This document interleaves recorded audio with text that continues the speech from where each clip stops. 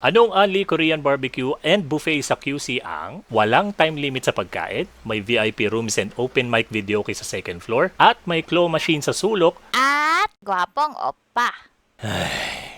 Malamang narinig nyo na sila dati dahil talaga naman nag-viral sila. And for good reason. For just 599 pesos for only lunch at 699 pesos naman for only dinner, mababalik-balikan mo na ang over 20 Korean dishes ng Myeongdong Gastropub. May seafood, salad at syempre Korean barbecue. Pero kung ayaw mo naman ng usok ng ihawan, oks na oks ka pa rin naman dito. Sa lahat ng items for grilling dito sa labas, o-orderin separately. So, kukuha ka ng order form dito, tapos ipilapan mo. Abot mo lang ka na ate, nag-grill.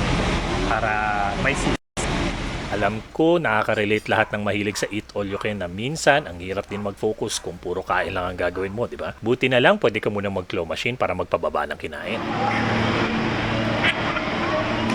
Kaso may skill issue ata kami dito.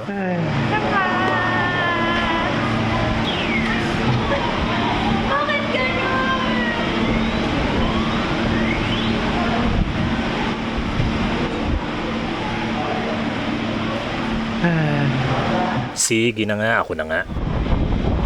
President. Akit na lang kaya tayo guys. Dito sa second floor ng Myeongdong, pwedeng mag-videoke. May VIP private rooms for groups of 10 to 30 people. Pero may open mic area din para sa mga medyo malalakas ang loob. 20 pesos per song yan ha. Pwede naman kayo magpabarya sa cashier kasi coins lang yung tinatanggap ni Alan. Yan si Alan. Buti na lang weekday kami pumunta para konti lang ang nabulabog sa pagkanta namin. At since wala namang time limit, kanta-kanta ka lang tapos kain ulit. Or pwede mo rin sabayan ng soju. Next time, dito na talaga kami mag-aaya para sa eat out ng barkada. Pero pwede nyo rin kaming ayain ha. Huwag kayo mahihiya. Like and follow for more.